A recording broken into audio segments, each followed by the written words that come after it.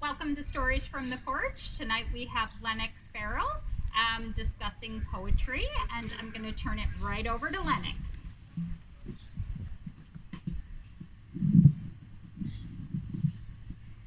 Now, do I look this way or do I look that way? You look straight ahead. That's the poetry, okay? That's right.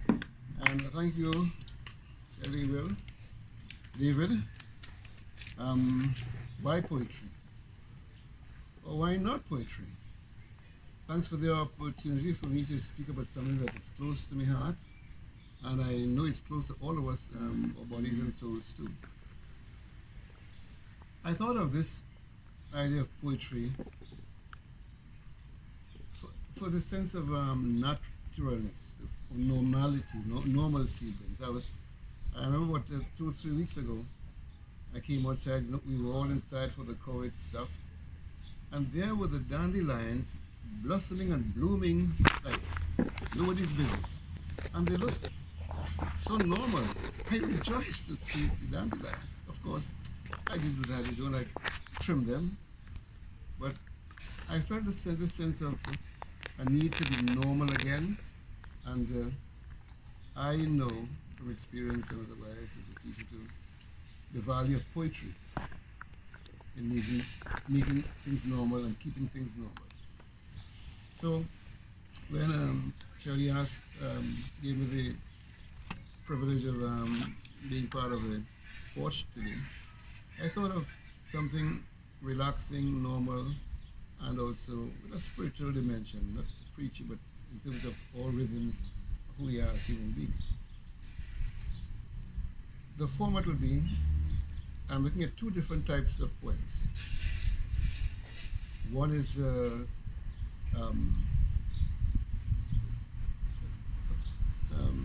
lyrical, they both lyrical, but one has a historical theme to it. It's a story written in poetic meter. It has rhythm, it has rhyme, the themes and so. And that is Hotel California. I'll read it, discuss some of the themes, the messages, the manner of which it was written, the development, because as a story it has all the elements of story. It has a beginning, it has a rising action, it has climax, it has an outcome or denouement, sort of stuff. And then the other poem is one that my mother, she loved. It's also a song, and she had a beautiful lilting voice, and she would sing this song. I think that I could never see a poem lovely as a tree, and we'd hear it, and I feel comforted now remembering what it was like. So my hope is that in doing these two, this evening is that if I could be rash enough to put it that way, a sense of normalcy, being normal, and the things that are, and I'm using poetry to do that, and two particular forms of poems. One of them, lyrical poem, another, a poem that has rhythm and rhyme, historic, a dramatic monologue, some people might say. I think that's what it's called. So Hotel California, and if you would Google and find the lyrics, because I would read part of it and make reference to some parts of it with you. So if you would be so good as to Google and have a piece of it, that'd be fine. And while you're at it, if you get a copy too, by a poem by Joyce Kilmer called Trees. So Trees is juxtaposed with Hotel California. Hotel California is about struggle, it's about strife, it's about people losing their way and the reasons why. While Trees is about the naturalness of life, that the trees are a metaphor for us. We rely on trees, we grow as trees grow, and the poet does several things. She takes the form of the tree, written in poetry, and it's beautiful, it's short and it's succinct, and it is put to music also. In fact, Hotel California is also put to music. Hotel California is an example of poetry a story put to rhyme. So if you have a copy of it right now, I'll go back and forth between them, but I'll go with Hotel California first. The poem begins by giving us a place and a time. And it's on a dark desert highway, and he tells you what is around him. Cool wind in my hair, warm smell of colitas. Colitas are a form of desert cactus. Warm smell of colitas rising up through the air. Up ahead in the distance, I saw a shimmering light. My head grew heavy and my eyes grew dim. I had to stop for the night. There she stood in the doorway. I heard the mission bell, and I was thinking to myself, this could be heaven, or this could be hell. Then she lit up a candle, and she showed me the way. There were voices down the corridor, and I heard them say, welcome to the Hotel California. Such a lovely place, such a lovely place. Plenty of room at the Hotel California. Any time of year, you can find it here. Her mind is Tiffany twisted. She got the Mercedes Benz. She got a lot of pretty, pretty boys that she calls friends. Oh, how they dance in the courtyard. Sweet summer sweat. Some dance to remember, some dance to forget. So I called to the captain, please bring me my wine. He said, we haven't had that spirit here since 1969. And still, those voices are calling from far, far away, wake you up in the middle of the night just to hear them say, welcome to the Hotel California. Such a lovely place, such a lovely place. So, they're living it up at the Hotel California. What a nice surprise. Bring alibis. Mirrors on the ceiling. Pink champagne on ice. And she said, we are all just prisoners here of our own device. In the master's chambers, they gather for the feast. Stab it with the steely knives, but they just can't kill the beast. Last thing I remember, I was running for the door. I had to find the passage back to the place I was before. Relax, said the night man. We are programmed to receive. You can check out any time you like, but you can never leave. Welcome to the Hotel California. So here we have a poem. It's a story. We have characters in it. How many characters do you think we have in it? There's the person who is speaking, the author, the writer, the speaker. He's traveling. He's tired. Shimmering light. His sight grew dim. And he had to stop for the night. What does night mean? A time of rest or a time of darkness? Yeah? What does night mean? Here. I had to stop for the night. There she stood in the doorway. I got the mission there. When I think of this, sometimes I wonder if it has a throwback to guess whom? Eve in the Garden of Eden. You know, there she stood in the doorway. Obviously, she's a temptress of some sort. There she stood in the doorway. I heard the mission bell, and I was thinking to myself, this could be heaven or this could be hell. That's why I get a sense that when the writer was writing this, deliberately or otherwise, there she stood in the doorway, has elements of the temptress. So here's the writer, here's the person who's the traveler, he's the visitor. He's traveling, he's tired, and he stops for the night. But he doesn't know that the night is a metaphor for other things. It isn't a night of sleep, because nowhere in this poem does he get any sleep. Nowhere does he get rest. And he himself, before he even enters, he says, this could be heaven, or this could be hell. And I wonder with us as human beings, how many times we make choices, significant choices, and we only discover the quality, the emphasis, and the end of the choices we make when it's probably too late. Yeah, he's saying it could be heaven, or this could be hell. And in poetry, that's a form of juxtaposition. Two different themes, two different ideas, poised against, juxtaposed against each other. This could be heaven, or this could be hell. Then she lit up a candle, having dark, and she showed me the way. She showed him the way. Is it like Eve showing Adam the way? She showed him the way, There were voices down the corridor. I thought, now, are these voices disemboweled? Because he never sees any of these voices. There were voices down the corridor. I thought I heard them say, welcome to the Hotel California. Such a lovely place. Such a lovely face.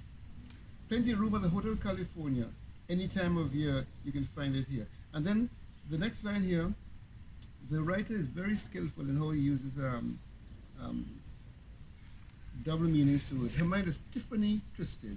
She got the Mercedes Benz. Now, Tiffany's, as you know, is this high class haute couture, this place of expensive jewelry and Tiffany. When you go to Tiffany's, you know, it's a statement of class and quality, but also one of emptiness. Emptiness. So her mind is Tiffany twisted. He's a play on words. Not only is she dressed in Tiffany stuff, her very mind, her very attitude towards life is a Tiffany kind of life. Shallow, expensive, a lot of glitz and glamour, but very little of substance. Her mind is Tiffany twisted. She got the Mercedes Benz, B-E-N-D-S here, but if you took the DS and put B-E-N-Z, you see is the automobile she drives. She got a Mercedes Benz. She got a lot of pretty boys she called friends. What's the name of these pretty boys? She got them. Is it possible that she here is not so much a person as an element, a substance? She got a lot of pretty boys she calls friends. How they dance in the courtyard, sweet summer sweat. The sweet summer sweat is an example of alliteration. All the words, sweet, summer, and sweat, all begin with the word S. And what it does, it makes them move more quickly.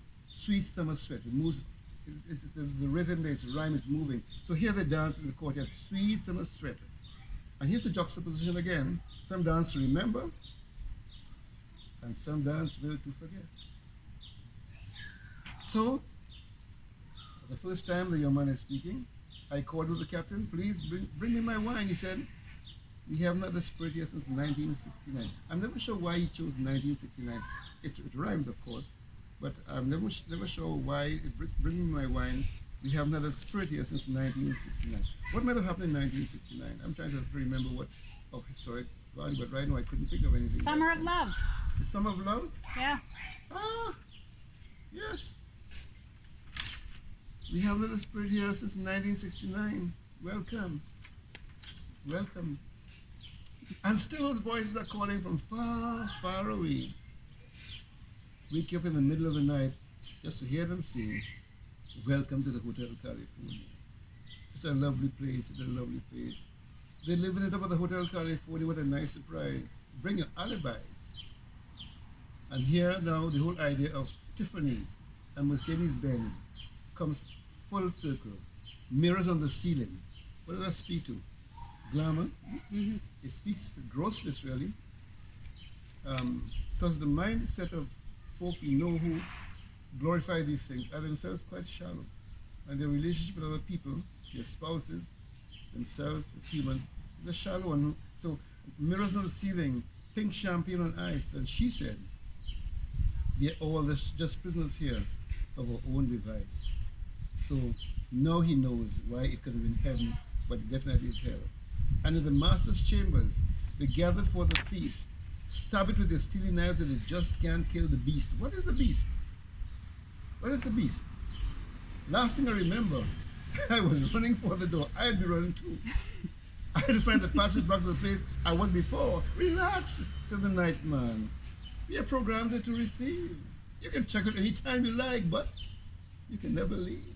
So welcome to the Hotel California. What a nice surprise. Bring alibis. They're living it up at the Hotel California. Every time of year, you can find it here. Poetry, I have to go with my mom and my dad again. They would sit down and they would recite poems to each other. Speeches. I remember that. And we would listen to them. And they like this. It was their way of remembering the youth when they were young people. We just remember this speech of Shakespeare from Macbeth and that kind of stuff. Couples die many times before their deaths. And poetry was always a part of our home. We weren't very wealthy. We the poor by material standards. But when I look back, there's a great spiritual depth to our home life. And our parents expected you to know certain things, to read certain kinds of books.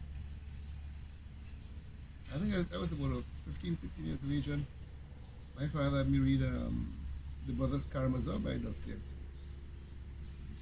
And that was a normal thing because they felt that we could create reality by the things we chose to do.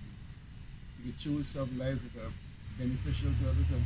And for everyone, life was something that had to be benefit other people. It wasn't just yourself alone. You had to be of benefit to other people who you know. Two things they always taught us.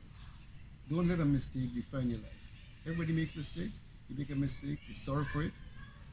And if you make it another time again, then you should really be sorrowful for it. But never let a mistake and error define your future. And that was something very critical to us because at the time there were young girls get pregnant early and so on. And some people would look down upon them, look down on them. So these kinds of messages, I think, prepared us for a world in which we would not be judges of other people. We wouldn't judge people. It isn't that you would ignore what is proper, what is not proper, but you never be a judge of others. And poetry was part of that. Theme and format. So the theme of this poem is about an individual who is searching. Remember, he's traveling. He's going somewhere. We're not told where, but it's a dark desert highway. It's dark. Okay, it's also a desert. It's a highway. All those who are dark desert and highway carry senses of material, of physical things, of things that are, don't have much to do with botany and grass and trees. And a dark desert highway. Cool wind in my hair. The warm smell of colitas. Colitas is also, I think, it's a sort of drug, if I'm not mistaken, rising up through the air. And then this could be heaven, and throughout the poem, there are these juxtapositions. This could be heaven or this could be hell at one time. Come on, Tiffany twisted, Mercedes Benz, and back and forth. Some dance to remember, some dance to forget. Like, this could be heaven, this could be hell, some dance to remember, some dance to forget. And he calls to the captain, and then we understand what it is. In the master's chambers, he gathers for the feast. Stab it with your steely knives. I get steely knives, but it just can't kill this beast. What is this beast? Is it war mongering? What are the beasts which face us in the world today as human beings? And by the word beast, we are not vilifying animals and creatures, because the word beast, like bestial, hasn't to do with animals so much as it has to do with attitudes. They stab it with the steely knives, but they just can't kill the beast. If they can't kill the beast, either the beast is something that would have a negative impact on people. Right?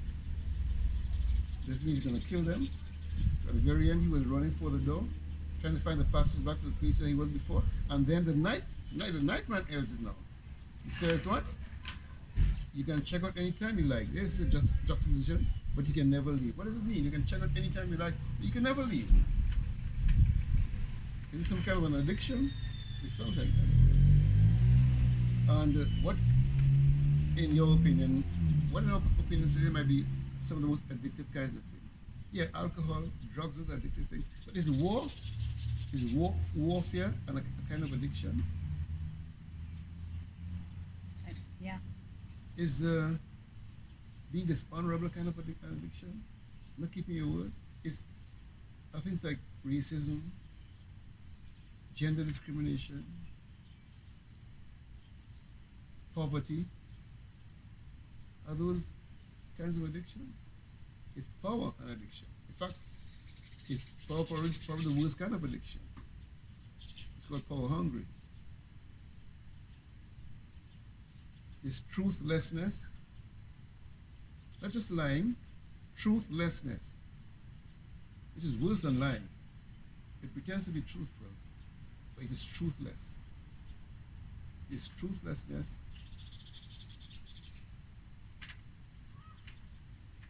one of these beasts. You just can't kill the beast. Relax at the night, man. Relax. You're programmed to receive. You can check out anytime you like, but you never leave. Poetry. Okay. So we spoke of a number of things here. Juxtaposition, rhythm, rhyme. It's a story. And here's another kind of poem, different format, lyrical poetry.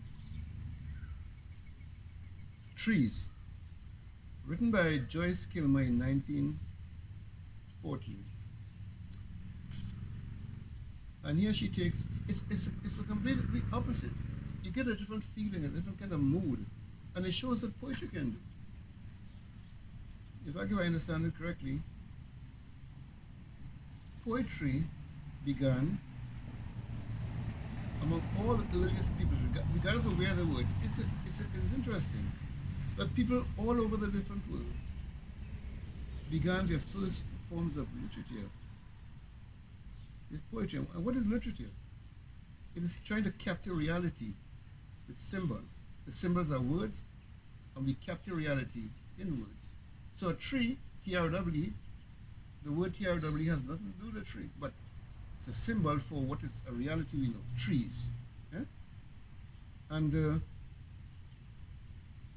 poetry is related to rhythm, and rhythm to memory. So it is very possible that the first beginnings of poetry were for people to remember things which were significant, important, deaths, wars. In fact, some of the earliest poems, Iliad, Homer, those things which come down to us.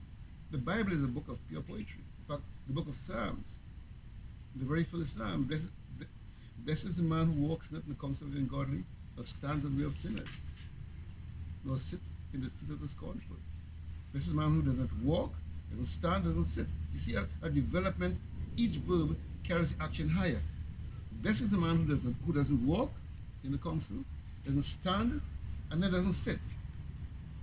So poetry does these things. It shapes our thinking. It enchants us by how it says things. You know, it's enchanting. It's magical. And poetry is the beginning of literature because significant things that happen to people, all peoples wherever they are, and they want to remember. And one way to remember is through rhythm. And rhythm, poetry is rhythm. Music is rhythm. And all of us. What do we remember of our childhood?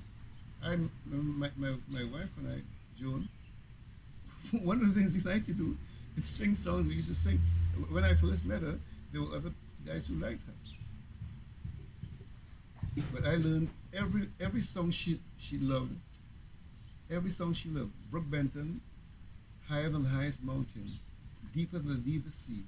That's what I will love you, darling, endlessly. I could play every song on my guitar.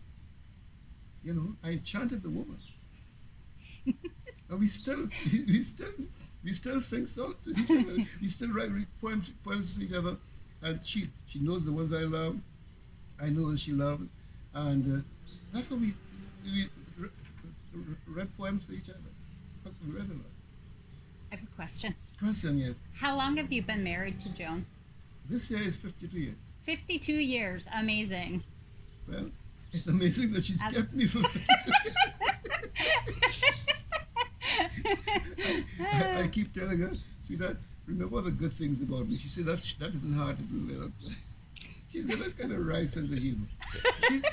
My wife, she's the kind of person, there isn't a week in any thing, then she isn't writing a letter or card to somebody somewhere. And she would sit down at Christmas time, hours on end, and write cards to people all over the world from memory. She just card after card. For me, I don't even remember my birthday sometimes. Father's Day, oh yeah, Father's Day. And that good woman, she never forgets a gift and that kind of stuff. 52 years. And I told her I'm going to give her 52 more. She says, yeah, big deal. But I love that. I love that girl. She's she and why our youth was sewn together, stitched together with poetry, love songs. You know, Nat King Cole. You know, you too young to know who Nat King Cole is. I know who Nat Oh, King come Cole on. is. I'm not that young. You heard about, but you don't know Nat King Cole. That's true. You know, Nat King Cole was a guy who, his development, he was supposed to be a backup singer for a guy one time. He was backup singer. And the guy didn't show up in time. And the show had to go on. Right. And that was history. That's Nat King Cole went to play the piano. Amazing. That's just it. Nat King Cole. And so poetry developed because significant things happened to people, and to remember them, they put them in the form of poems. And the rhyme, the rhythm, helped memory.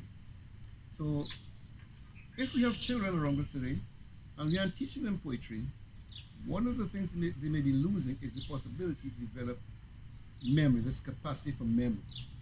And memory, you know, is more than just something inside of our heads. It is a memory that we create reality. Reality doesn't exist just like that. We interpret reality. 3 or 4 of us can see the same thing happen and come to different conclusions on it. It's one reality with three different distinctions. And poetry teaches and helps people to remember. And as we get older, as people as I do, I mean, I'm close to going on this sometime. I mean, I'm going to fight like hell, but I'll be going sometime soon. I'm 80, almost there. And the mind is like a muscle. You can do mental push-ups. And one way to do it is through poetry. And here's another one to do that with. Trees by Joyce Kilmer. I think, that I could never see a poem lovely as a tree whose hungry mouth is pressed against the earth's sweet flowing breast, a tree that looks at God all day and lifts her leafy arms to pray, a tree that may in summer wear a nest of robins in her hair, upon whose bosom snow has lain, who intimately lives with rain. Poems are made by fools like me, but only God can make a tree. Oh. I'm sorry, my wife thinks that I've gone. I think she's right. I try to control. Well, look at that. I think that I shall never see a poem lovely as a tree whose hungry mouth is pressed against the earth's sweet flowing breast, a tree that looks at God all day and lifts her leafy arms to pray, a tree that may in summer wear a nest of robins in her hair, upon whose bosom snow has lain, who intimately lives with rain. Poems are made by fools like me, but only God can make a tree. Isn't that something? Mm-hmm. And there's such a sense of normalcy about it when I saw those dandelions. And as I reflect on life too, I think that life is always good. Life is always good if you have a capacity for appreciating what is best in all around us. Nobody wants to live in poverty or in depredations or degradations or in circumstances of war, that kind of stuff. But one of the great things about the human being, human mind, is our capacity to create even where we are. And some of the most magnificent forms of poetry and drama and literature and music came out of very, very dire circumstances. And I look back at a time when poetry and reading and these things were valued. Today things are valuable more than being valued. It's part of one of the outcomes of the last World War when people in third world countries, the only free thing we got was called a free market economy. And what that meant was that all central banking systems, I'm getting political. I'm straying away. So what I want to encourage folks to do is go back to the poems which were your favorite when you were young people. Eh? Well, go back and read those poems again. Read them brand new. Read them with the idea that this is the way the first parents, when they saw significant things and they wanted to remember those things, they put them to rhythm and to rhyme. They put them to rhythm and rhyme. And rhyme improves memory. So they put them and they put them into dance and to music. And today we are the beneficiaries of great traditions of poetry, of reading rhyme, because people had to remember things. And one way to remember is rhythm. And rhythm is all about us. If you listen to your heartbeat is rhythmical. The most important factors about us, we don't only love rhythm, we are rhythm. We are rhythmical. And we can live in a world where the push for things can move us away from appreciation for the most valuable things around us. And one of the challenges I think which face us as we have children and grandchildren is to remind them, to remind ourselves with them, that there's more to life than having things, more to life than having Tiffany's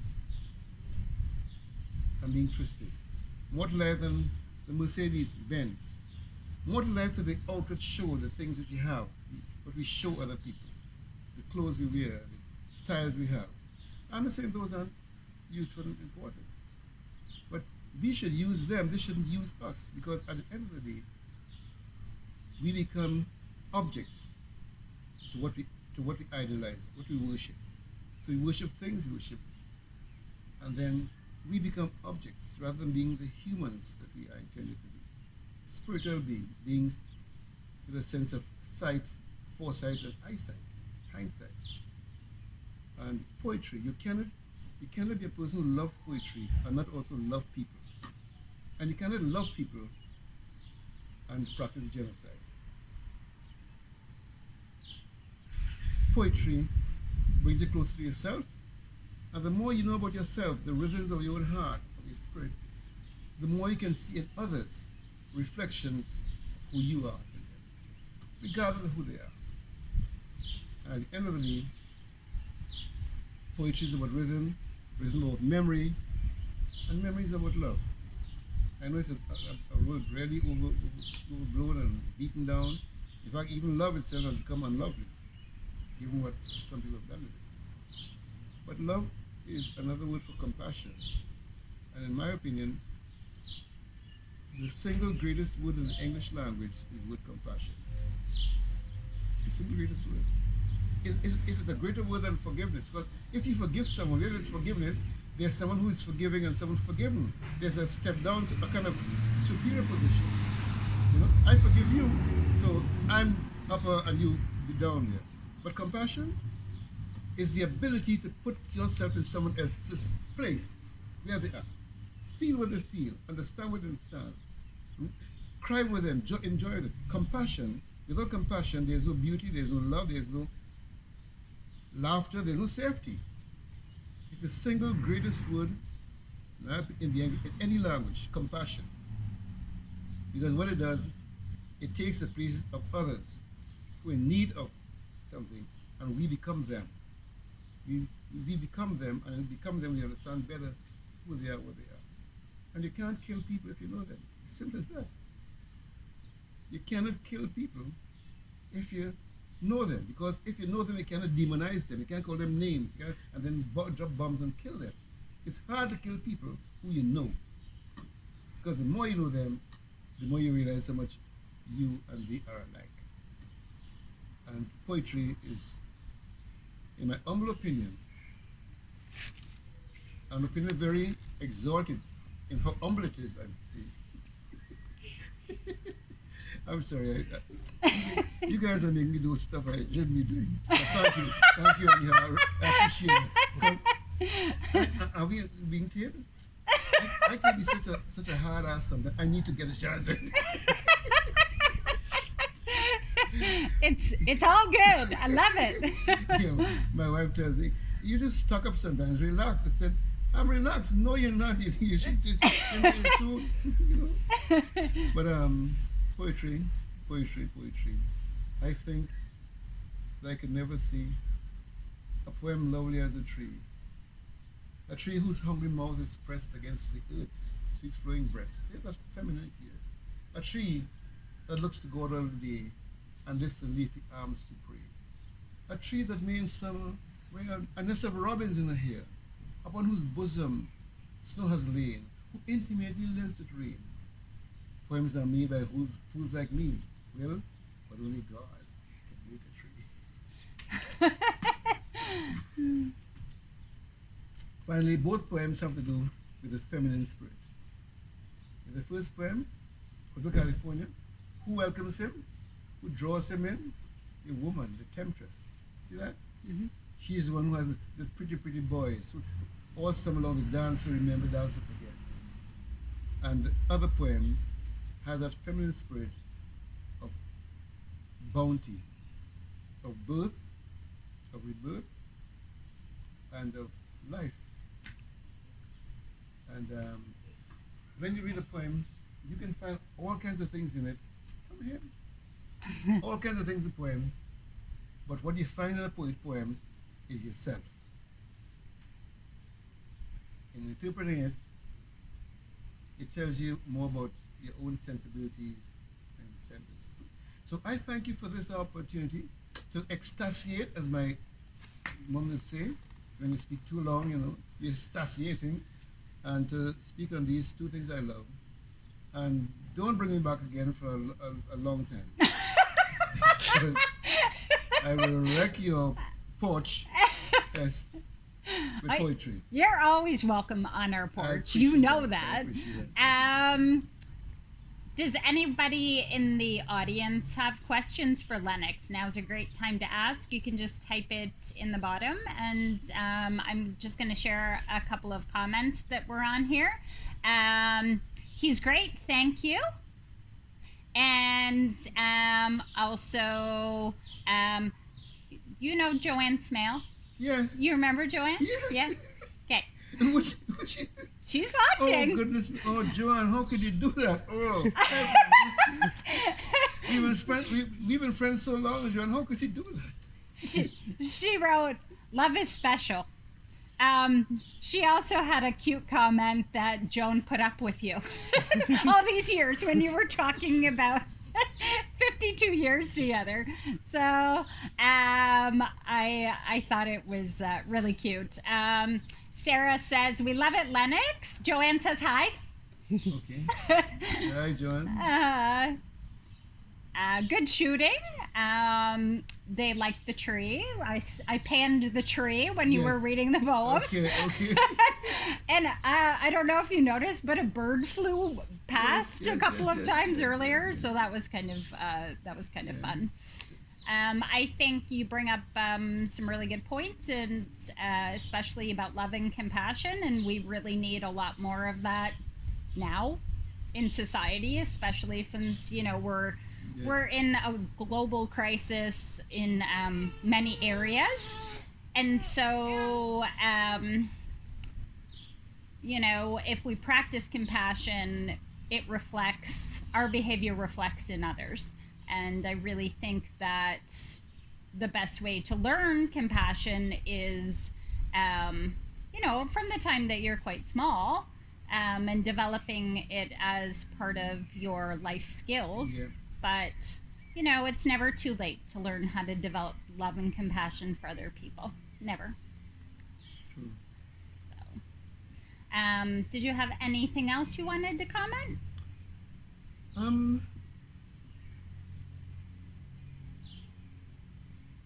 This is a time of returning to normalcy. And I think that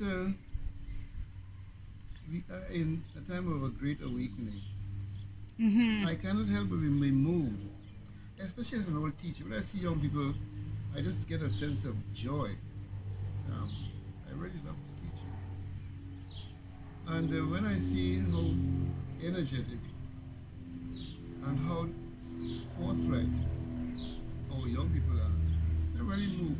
As I said recently, when we were growing up, our world was bracketed between things like justice and injustice. Theirs is between sincerity and hypocrisy. And I like that. I like that. They want you to be who you are. You read. Mm-hmm. Be sincere from your head.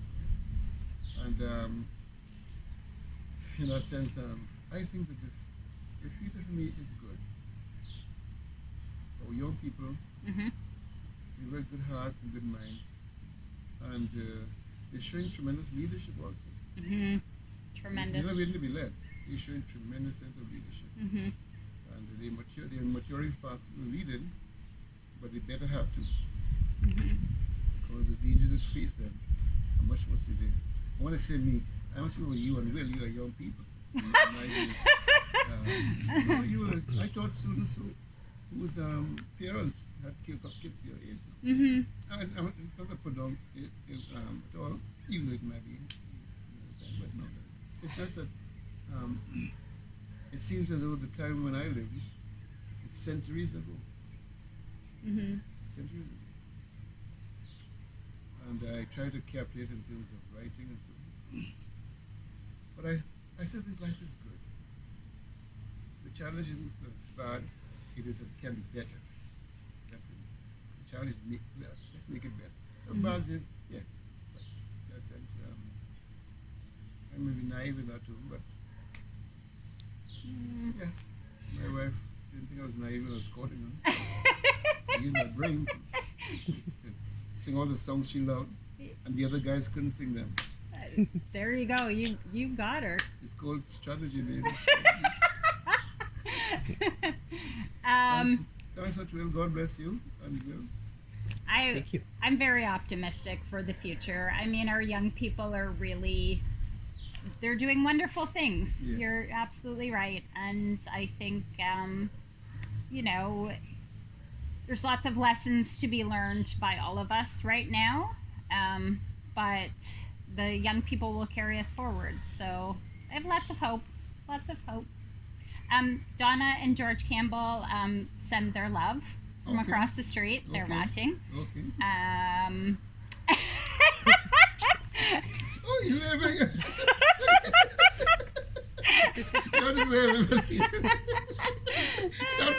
That's number one. I just wail so down.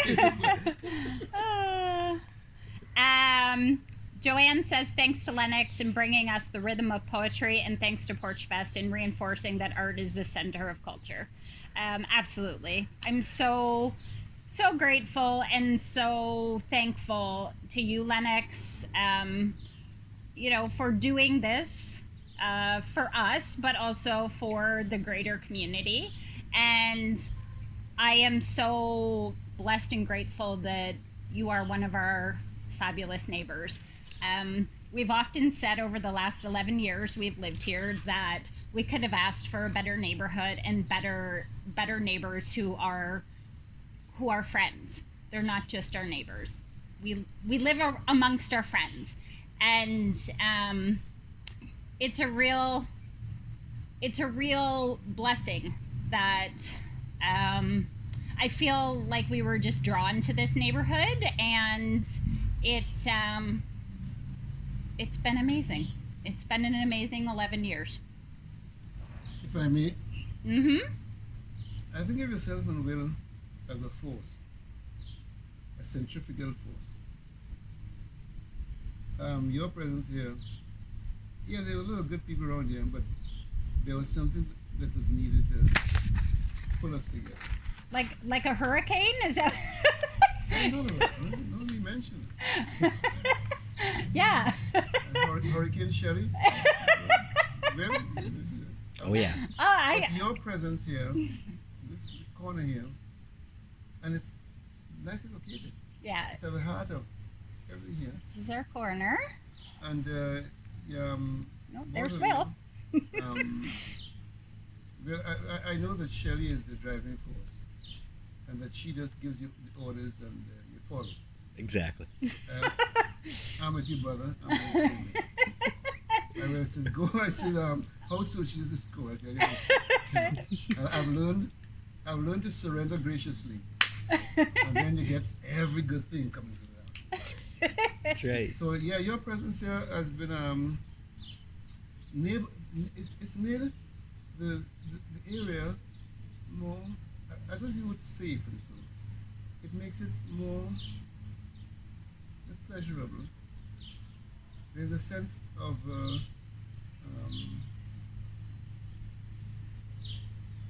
community. Community. Definitely. That more people here talk to each other because of yours. I can't Pass take all each the other. credit for that. I know you wouldn't. But, it's all beautiful. And I thank God for you. I remember the first time that we met. It was around the time we had our first Christmas in July party, so I think it was the first summer we were here. And you pulled up and you were just laughing, like, what is going on? Don't you remember? All these Christmas decorations on the lawn. I remember that. Yeah. This is good madness here. And it's been a series of like mad events ever I since. just blessed with insanity. We're all insane and all blessed, yes. It's quite true. So yeah, I mean, life is poetry, right? Yeah. It's amazing. So I want to thank you again for coming out, and I will just let everybody know that next week we have Noreen Bedford coming to speak about equine therapy. And my other comment I would say to you, Lennox, is if nothing else, I've brought entertainment to the neighborhood through this voice. And I know it's a very distinctive voice, and the laugh is distinctive, and everybody can hear me coming a mile away. So I'm sure you can probably hear me at your house. I know what being humble is. I hear that voice. I confess things I haven't done yet. I love women. And you're one, my wife. I just adore women. We love you and your family. So on that lovely note, thanks everybody for watching tonight, and we'll see you next week, and take care.